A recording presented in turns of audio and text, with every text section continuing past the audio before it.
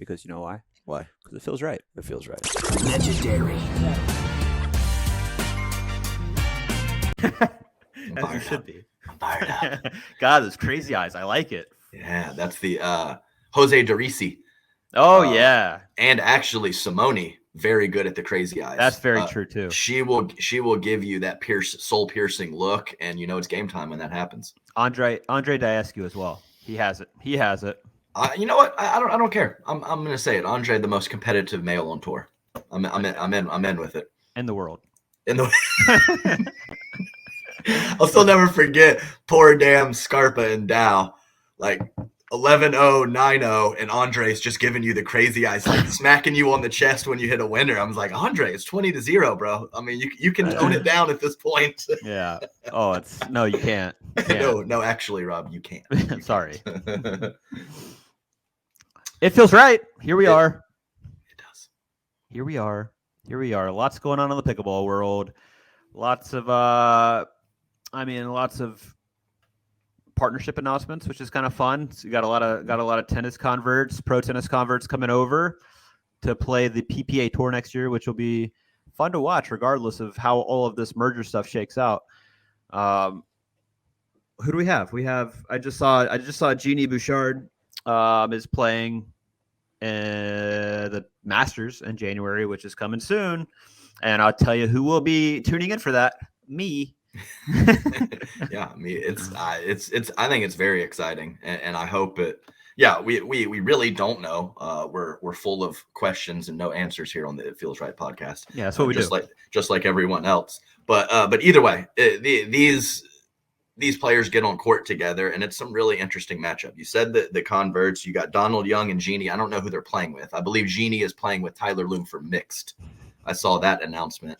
And then you have Jack Sock playing with Catherine Parento, and you said Colin Schick as well. Yeah, I think I saw that. Yeah, which does make sense. About 2.5 hours. Colin Schick lives locally to me, and he will make the drive over 2.5 hours because Sock has a court in his backyard. So I would be a little surprised if maybe that partnership continued for a very extended period of time, but makes a lot of sense for the first one. Yeah, I agree.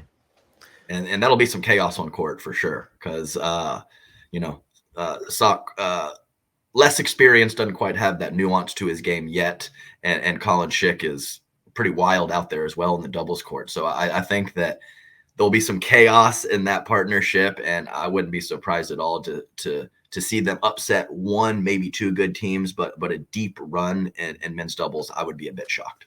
Yeah, I would agree. It'll I mean it's strange to even think about. You have the Masters in January out in California, and players don't really know. Like, nobody really knows who's playing that, because I've heard a lot of things where there's like MLP signed players that haven't agreed to a reduction or anything, and then they try to sign up for the PPA Masters, and they're like, nope, sorry, you can't play it. So they're blocking people from playing it. So I don't quite know. And then I saw something else posted where it says anybody can play it. It feels like they were using it as leverage for a moment in time, and I guess maybe now anybody can sign up and play it. But none of the non-merger stuff has really been cleared up. Well, other than the fact that they have not merged, and it's December 14th right now. Oh, 14th. Okay. Same thing. Yeah, it's close. What's mid-December? Let's go mid-December. What is time? So we have to get all that sorted out, and then it's tough for the players because we don't know what schedule we have next year. I don't know what dates I have to play or what places I have to be at, and it needs to be figured out.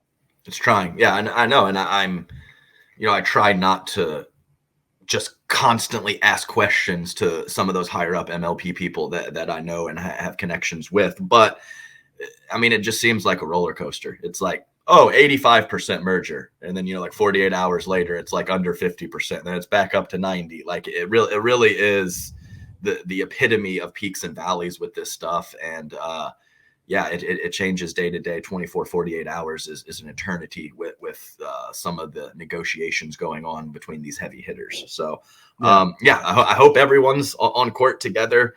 And I mean, that's all you can really hope for, even though I'm sure we're going to get a little zinger in the next week or so that gives a lot of information. A couple other matchups, at least on the men's doubles side. We have James Ignatowicz and Matt Wright playing for 6 months. Deckelbar and Tyson McGuffin playing for 6 months. And then, a handful of the usual suspect, John's brothers, Jada, Baby Dill. I can't imagine Federico and Pablo not playing together. And then I believe we have a Riley and Alshon matchup as well. And that leaves several very quality players. Andre, if he's going to play PPAs, AJ Thomas, Julian J, Jack Sock. What do you think about a couple of those matchups? And have you heard anything about those loose players that I mentioned possibly getting together for anything? No, dude, I've been so out of the loop on who's playing with who. So we got James and Matt, which I think will be, that'll be an interesting partnership. A lot of firepower, obviously, good hands. Probably not going to be too much dinking. Those trigger pulls are going to come sooner rather than later. Deckel Tyson, which might be a fair amount of dinking. Mm-hmm. And then Fed Stacks, they've proven to be one of the top teams in the game, and they're gonna be right in the mix every single tournament. Who else do we have? Yeah, we had Riley and Alshon as well. Right. Is that just for one tournament, or is that? I'm not length of time. I'm not positive on, but you're right. I think at this point, Pablo, Federico, J-Dub, Baby Dill, and the Johns brothers literally play the exact same way. They Fed and Pob, maybe even the kids had an opportunity or a handful of tournaments where maybe they changed it up, but it is just full on get to the kitchen, dink incredibly well, and find some well-timed aggression if you can. So those three teams are pretty much mirror images of each other. So a little spice with, I think, a Riley Alshon and a James Matt that are pulling triggers off the bounce, not trying to get into those extended dink rallies, I think is intriguing. I just hope that they can play at a level high enough to kind of crack into those top three teams. So we get some of those more, black and white contrasting matchups as opposed to, two dink happy teams going at it, which we've seen a lot this past second half of this past year. I mean, it's interesting though, right? It's like as much as the game evolves, that's still the winning formula at the top. Yeah, if you do it right, consistent play, well-timed aggression is a way to go. And I think that you see some all-on onslaught or some offensive firepower, and it can really do damage against those middling teams. But it's just no one's been able to crack the code of those top couple guys with how consistent their play is. Yeah, I mean, being offensive, you're the consistency goes down, obviously. So it's, but when you do kind of see the top teams go down to let's say a big underdog, it's not because they're out dinking them. It's because they've, they're flicking, they're speeding up, and it works for a game or two, and then so you can pull off the big upsets, but you're not going to be able to. We haven't seen it as a winning formula consistently going deep, and you'll pull some upsets, but you're not gonna. It's just lower percentage pickleball, which sure, the game's still changing, but it's it's still the winning formula.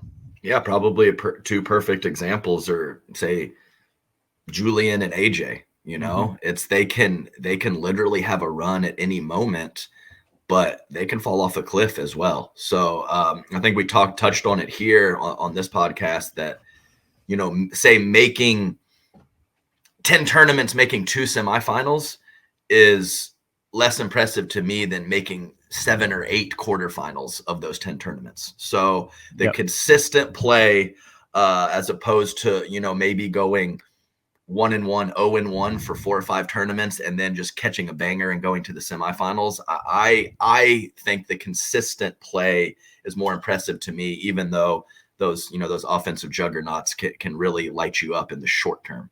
Yeah, no, totally agree.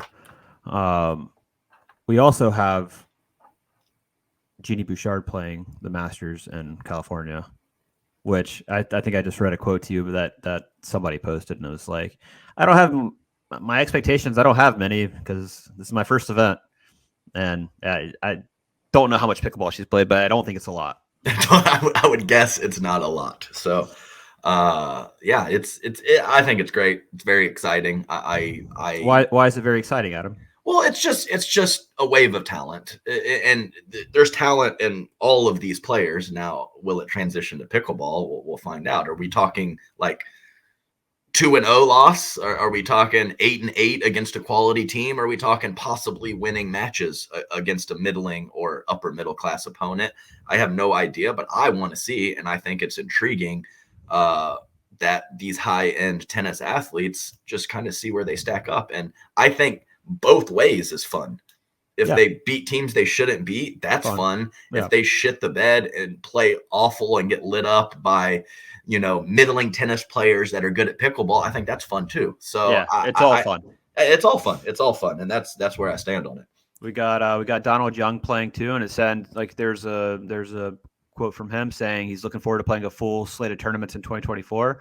So it'll be like, I think I've said this in a past podcast when they did the Vegas thing, is that if anybody's game suited for pickle, it's Donald Young, just with how good his hands were and how crafty he was and how he could manipulate. Like, he's got really good feel and finesse, and that was his game in tennis. So if anybody has a skill set to transition, he's one of the guys I'm going to keep an eye on. Yeah, and he's lefty. Yeah, and I mean 2 minutes of the bubbly championships. Query and Isner were probably both better than Young, but I thought Young was a clear-cut number 2 in terms of like talent that he had in him. Jack Sock was a clear number 1. Donald Young, and I would say, Query and Isner below him, even though probably in that moment of time they were better pickleball players than Donald Young. Why don't we have a Sock Young combo, lefty righty? Yeah, lefty. Yeah, right. Yeah, lefty. That's great for Donald. So they're both kind of coming in at the same time. Like that would have been one fun to see. Yeah, I know. I'm still trying to get over to Sock's house so that we can be best friends, because I know that'll happen once we hang out and meet. So if you're listening to this, Jack Sock, I have no doubt that you are not. Give me a shout. We'll get some touches. We'll get some touches in at the backyard court. Where's your backyard court, by the way? Gosh, I know it's been a project. Well, we got the windows done, which was very pricey, and now we're looking patio. The court, our backyard is beautiful, but it's very sloped. So the court, where we thought there was a chance we could have it in an area, but we have a septic tank because we're kind of slightly in the country. So where we need to put the court to avoid the septic tank is going to be a retaining wall in a very expensive situation. So it's just going to get delayed. It's still in the cards, but just going to get pushed back a little bit, which is pretty sad. It's an important piece of having a compound. I know. I mean, Tyson has 4 courts on his compound, and that just hurts my heart, as I have 0. And he has a casita. You could build a barn in your backyard, like a big one, and have a tunnel going from your main house to the barn, like we've experienced before. Mm-hmm. In Ohio. We have been to a place that might be a level of compound that is unattainable for me, but you never know. Based on the tunnel or what? I'd say based on most all of it. The barn, the tunnel, and all of it underground connected to our house. Yeah, I don't think any of those three. Are an option. Shout out to Mike Betancourt for letting us stay in that compound last year. Yeah, that place is ridiculous. Okay, so Rob touched on what I hope is PPA players getting on court with everyone. You phenomenal success the second half of 2023 on the APP tour, playing with Andre Daescu. You guys are planning on running that back. Is there any up and coming teams, or maybe some names that we know that could give you guys a challenge, or what are some of the top teams that plan on playing APP? Dude, honestly, the APP, like who's playing, it's totally up in the air. I know a lot of the MLP signed players are trying to get more flexibility in their contracts to where they can play APPs. So I truly don't know and I don't know like how many APPs out like we'll be able to play based on the MLP schedule and the conflicts that might arise with that. So it a lot depends on how these contracts play out, but of course you have the usual suspects of the people that we'd run into deep this year. Brendan Long's always right there. Stefano Verne, Sincola.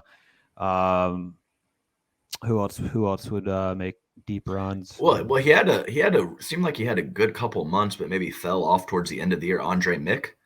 Yeah, Andre Mick as well. I think he's going to be playing more with CJ next year. So they're a tough team for sure, and I think they're a good combo together.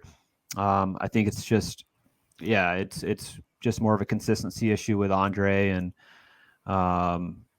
being able to maintain the level. He obviously has a ton of talent and a lot of attacks and really nice shots. It's just when it's just like we talked about that consistency. Like you can beat anybody at any given time and make some crazy runs, but can you maintain?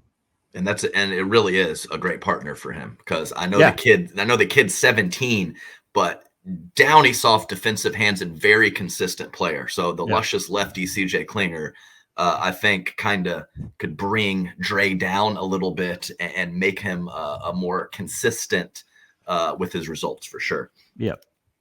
Yeah. So let's see here. It's just again more questions than answers, like every podcast. Yeah. And speaking of questions, Rob, I think I'm going to have to sell myself a little bit here, as it looks like there is a very real possibility that the analyst position for commentary is going to be filled in by some of these players who are under contract. So I am very up in the air in terms of how much commentary and what exactly I'm going to do in the pickleball world for 2024. I'm still going to be involved with the Hard Eights who are in the Challenger division, but I am thinking that at least for 2024 that I could possibly help out a premier team as well. So whether that would be just for a draft or for the whole year and kind of a hybrid coach GM role like I was doing for the Hard Eights, I think that might be something that I need to look at. So pickleball's so new. There's really no perfect recipe for what a GM coaches look like for MLP, but I think the 11 or 12 years of pro poker, the kind of the analytical thought process, the game theory. I've been in a high level fantasy baseball draft, auction draft, by the way, which is my specialty. And of course, been in the pickleball world as a player and commentator and coach for quite a while. So I know a lot of these premier teams have their squad and their team set, but I would love to help out and kind of be a part of your team or maybe take over the role if that's what you're looking for. Give me a shout, you premier teams. I'd love to have that as an option in my back pocket. Well, Proof is in the Hard Eights this past season, right? It was a juggernaut. Good draft for us, but the players really stepped up, made me look good. I will take some credit for that, but the players deserve most of it. That's for sure. But in terms of drafting, assisting in the draft, kind of having that teed up, and then just knowing the players pretty well. And I mean, you guys drafted a good team and put it all together. Well, thank you, Robert. And it's I feel like I toot my own horn on here for fun sometimes. I think it's a funny joke. I haven't been doing that as much lately, so this is a bit uncomfortable for me. But I really I really think my resume for this specific role is about as good as anyone's, and I would love to be in the mix. And Adam, just on the analyst stuff, we have to do this for events that I'm not playing and that you're available for. Mm-hmm. I don't know how to do this, let's call it technically, but Mannycast style, like us watching, us being on screen watching an event or live stream and commentating on it from right here, I think people would like it. I like that. Hey, we got on the mic for a couple hours, Beer City Open, singles day, and I thought it was electric, magical. Any of those words, I think, were perfect for and that's our not time even, on mic together. That's not even our thoughts. That's the people's thoughts.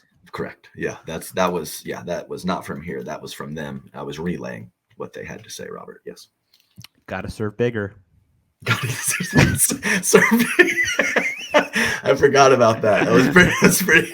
I would just like tee you up. Like, Rob, what do you think about that serve from Zayden Average-Hill or whatever it was? Got to be bigger than that. Yeah, so good. And really, this is all still up in the air. It might just settle down, and I'm doing more commentary than I think, but I do think it's a real option that I will not be in the mix for commentary for 2024. Yeah, which is unfortunate because like you've obviously proven yourself to be very good at it, and people seem to like listening to you talk about, match analysis and insights because you've played against everybody, you know the game, and yeah, I understand. Look, financially, it makes a lot of sense to have people on salary to fill in and do it, especially when they're trying to find ways to use players and get value out of them. So understand it, but a little bit of a bummer until we do the Manning cast. That's right. Maybe it's a blessing in disguise. We'll find out. I'll be helping out a premier team, remotely commentating with my boy Robert Nunnery. I mean, it might just fall right where I want it to. As my good friend, Grant Horatian Austin. I do. Nobody. Oh God, he would routinely beat Thomas Wilson, just purely based on shit talk. Like he would just get under his skin. Like, and Grant's like a 4 or 5 at best, and he would just get under Thomas's skin so badly that he would just eat him alive. I love that. It was fun. It was fun. I'm sad because I had a quote from my years of East Texas poker play. There was about a 6'7" cowboy that used to play the game, wore the hat every single time. His name was Jimmy Potter. And when there would be 2 of these young gun poker players and then go all in against each other, he'd go, "That's when a bulldog met a hound." And just like that. And I was waiting for a firefight between 2 young guns in pickleball, and I was going to break it out. And it looks like now I might not get that opportunity. No, there's still time. There's still time. That's fun. But as Grant would say about all this, it'll all buff out. It'll buff out. It'll all buff out. Yeah. Like no matter what, it'll all buff out. It'll buff out. Buff out. Okay, so let's check in on this little collective. So we have the MLP players kind of banding together with this salary decrease that a couple players have agreed to and a lot haven't, and what MLP is wanting to happen for this merger to happen at the beginning of 2024. I don't know exactly who it is, but I think it's a big grouping of MLP players. Do you know anything about that, Rob? Yeah, I mean, there's a big group, and I think this is a good thing for pro players. Like it's been tried to have been organized for years. Players coming together with all the contract talks, that kind of thing, and everybody always has different goals and objectives for their own career, so it's been hard to get people on the same page. But there's a collective that's kind of been started, and I think 100 players that are included in that. And yeah, I think the goal is a good thing. It's just fair transparency, getting having protection for the players. Because obviously MLP requested a pay cut at 40%, I believe it was, for 40% less days required.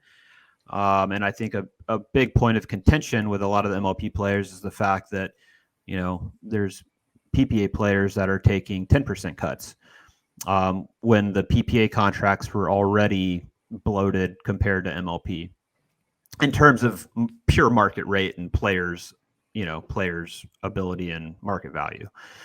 So, yeah, I think, again, everybody has different objectives. I'm sure there's some people that have a hard line of, I don't want to take a pay cut. I have this contract that you guys created that we signed.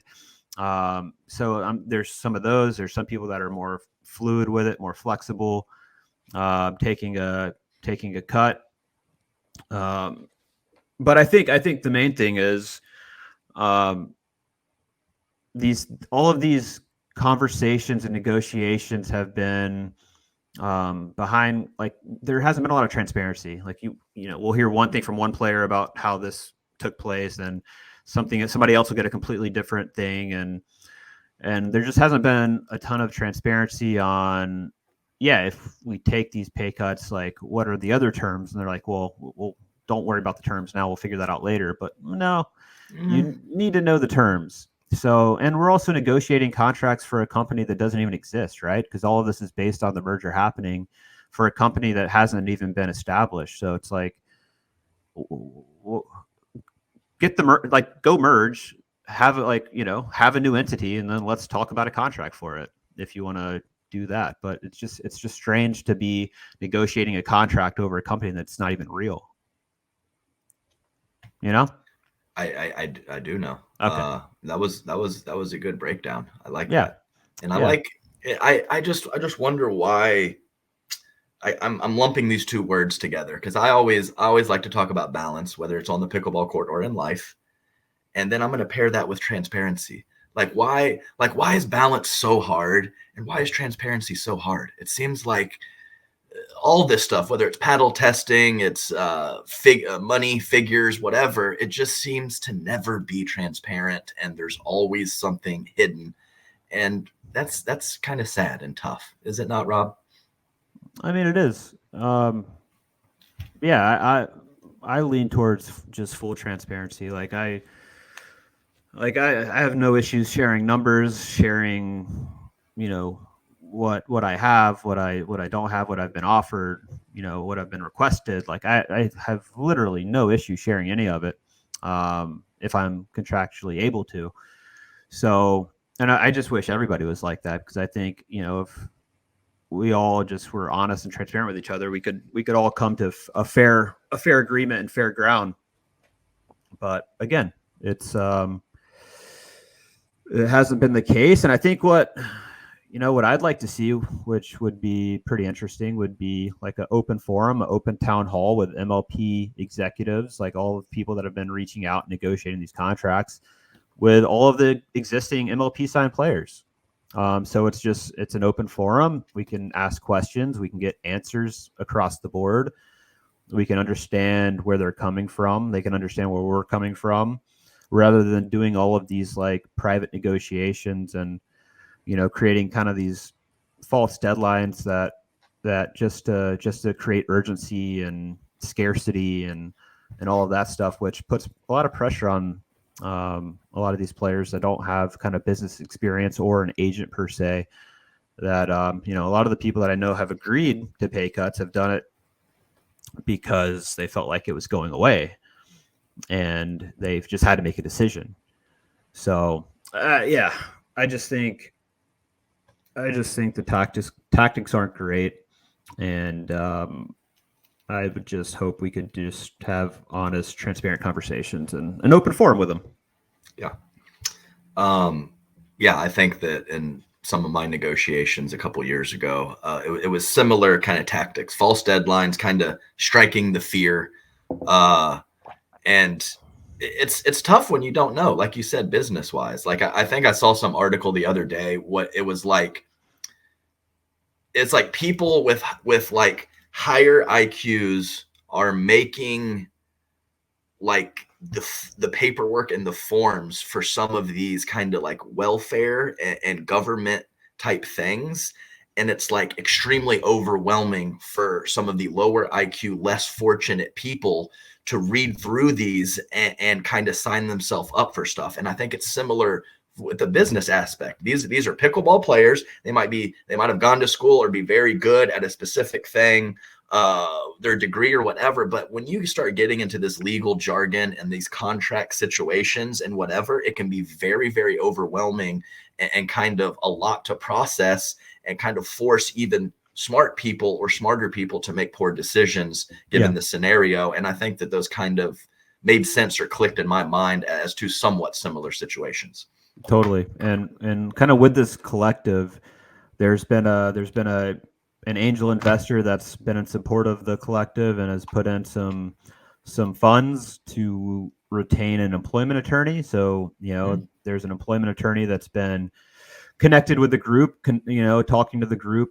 So players do understand their rights and the contract. And so they're well informed. Right. And I think that's all we're looking for, is for players to be able to have informed decisions based on what their actual rights are, based on what their existing contract says. And just so they're able to make informed decisions, because I don't think many players have been able to make informed decisions. Gotcha. Okay, so I had two. Maybe we can go broad here.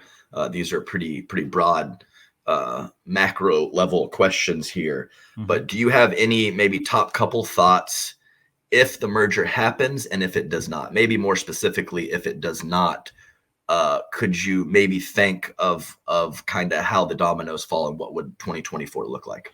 It's a good question, because everything I've seen has been based on it occurring, schedule-wise, et cetera, kind of piggybacking off of the PPA events that they put in the schedule, just to cut costs logistically and on event operations. But if it doesn't happen, I think right now they have it scheduled at each player is meant to play 8 events, 9 being if they're in a playoff or a final situation. So if it doesn't happen, this is something that like Steve Kuhn talked about a while back when I think I was staying at his house in 2022 at some point when I had a surgery in Austin, and I just crashed with him for like a week, and we were talking, and and I think this was a proposal for a while for MLP in terms of the format and the structure, was having men's doubles, women's doubles, mixed doubles, and then going into the team event on the weekend. I still think that's a very viable way to do this. And especially if you can create it to where like your team gets points based on an individual and your team's results in the individual tournament. I think that's a pretty interesting format. I mean, obviously that would take some time to flush out, but I don't know what they're thinking in terms of if the merger doesn't go through, and is it just going to be the 8 events per player or per team, or will they need to have more? I don't know. But I like the idea of having some individual events attached to the team events. Yeah, I think so too. Makes sense for a couple different reasons. So that sounds good. And we the merger is supposed to happen, and we there's a lot we don't know. Of course, there's a lot we don't know if the merger doesn't happen as well. But it's fun to kind of. I think it's more we don't know if the merger doesn't happen, right? Yeah, correct. For sure. Like you said, these things have kind of, the little bit of information that we've had has had that caveat of it's going to happen. So if it doesn't, it's all kind of wild, but it could get real wild if this falls through. And let's be clear, until something is signed, it is always at risk of falling through. That's just how the business world works, especially with these kind of more higher up savvy guys. So just part of the deal. Even when it's signed, there's right. Handshake means nothing. Signing means a lot, and even when you do sign it, something could still happen. So that's just the world we live in, and that's part of the deal. Oh, Rob, we have a bit of sad news here, Robert. Oh no. Corinne Carr has officially retired from pickleball. This isn't a funeral. This is a celebration of life. A celebration of life. That is correct. Yep. That is correct. So she had a pretty nice little a deal where she was going to have a limited amount of days, and she was going to be able to compete in the MLP events for a decent sum. But she has turned down that contract. Between professoring and mothering, it's just going to be a little too much for her, and I spend a lot of time with her, so therefore too much for me if she was going to spread herself too thin. So I thought it was very interesting. The only two people that have turned down their contracts that were official, or as official as they could be, were Corinne Carr and Kyle Yates. So Kyle Yates as well, for his MLP, he's just got in contact with him, said he's not interested. He's gonna do his business endeavors or whatever he's got going on. So thought that was the two names that was pretty interesting. And Corinne, she played her first tournament in 2014. Simone Jargin's original partner. She has women's doubles, 2 U.S. Opens, 2 Nationals, and 3 Tournament of Champions, which were all major events back in the day, and still are at least 2 of the 3 very high-end events on the schedule. So legend of the game, shout out to her. She had a great run. And Hall of Fame.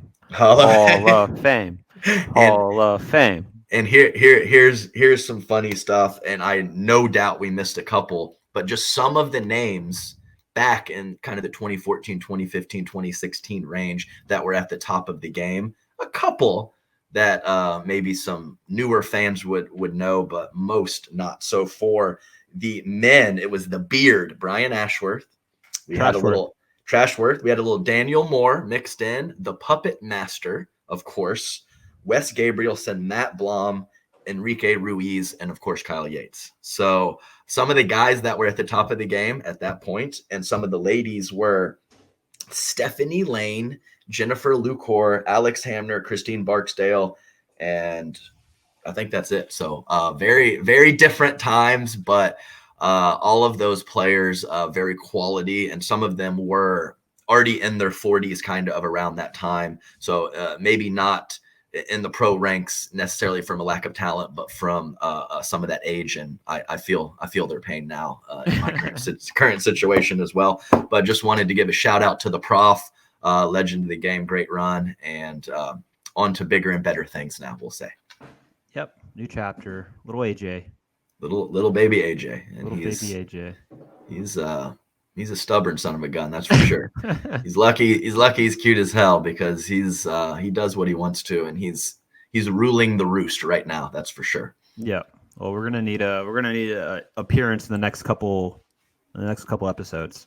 Yeah, I think so. And I think that getting the Prof and AJ on for a little segment would be nice. And something we were talking about, Rob, is kind of going through, since I mentioned these names, I'll kind of piggyback off of that, going through kind of these little sections of time where certain groups of players were very good. Mm-hmm. And could it be play style, paddle technology, a variety of things that kind of allowed the new guard to come in and take over. So if you are big into pickleball history and you've been following the game for a while, or even more of a new fan, at a later time on an episode, we're going to talk about some of those kind of stepping stones of where the game is today and how it got there. And I think that's very interesting.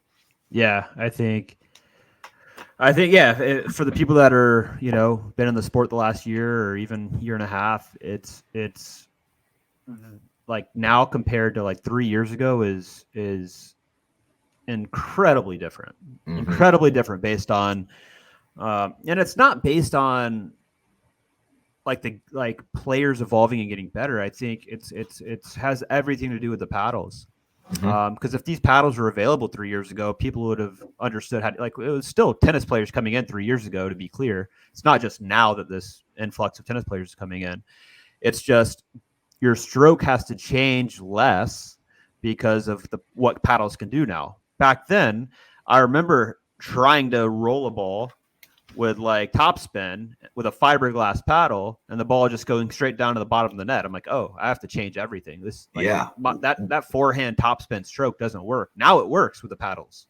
Yeah, watch Anna Bright hit a dink. Yeah, exactly. I mean, it is.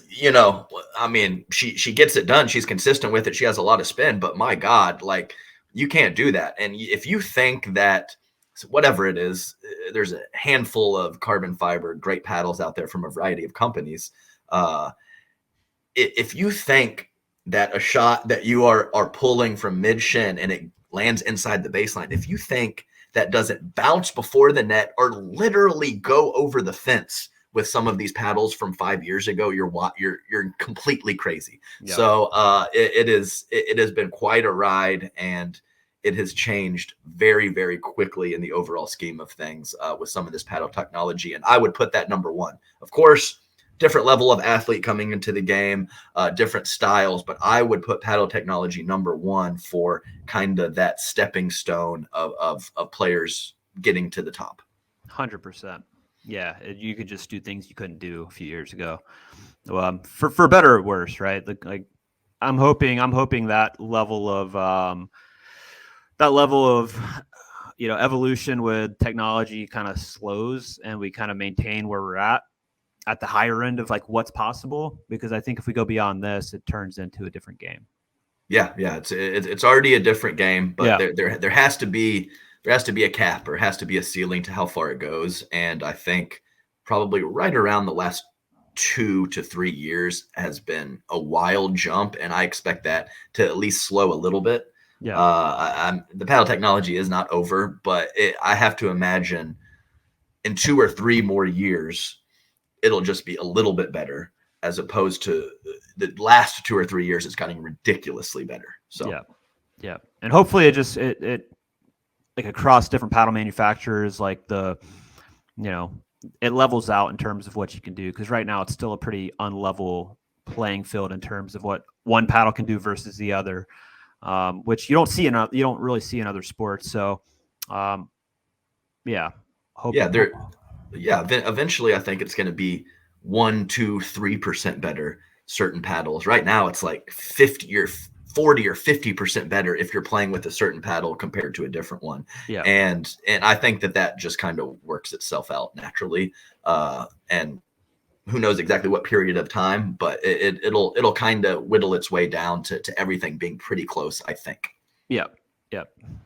I think we need to give amongst all the chaos and pro pickleball, the APP just chugging along, and not just chugging along, but like putting a lot more events together. I mean, there's only 12 true pro events next year, but you mean they're doing the college stuff, they're doing senior stuff, they're doing a bunch of different things, and I think they're able to kind of grow because they were pretty financially responsible this year and didn't overextend and ran a good tour, and they have a good product, especially for the amateurs. People love playing APP events, and yeah, I think there's some staying power. And as these other entities kind of fight and grapple for the pro landscape, APP is just doing their thing.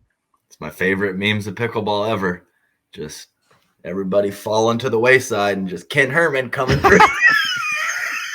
Ken Herman just slow and steady wins the race. I love it. Ken's doing it. Yeah, he's doing it. That Georgia sweet tea. He's still handing it out at the tournaments, or has he moved past that? No. I haven't seen much of the handing out drinks. The sweet tea. That's okay. He's out there regulating. He's running a good event. Good. That's excellent. You got anything else, Rob? I feel like a efficient episode, Adam. No, I think so. I like that happy place, like somewhere between 30 minutes and an hour, where you got some chunky good stuff in there, but you start creeping over an hour. That's a long listen or a long watch. So I feel good about 45 minutes. That's where we're at right now. Unless we do a deep dive into a subject and want to get our hands dirty, but not today. Not today. Keep my hands clean today, Adam. I like that. You know what I mean? Because you know why? Why? Because it feels right. Legendary.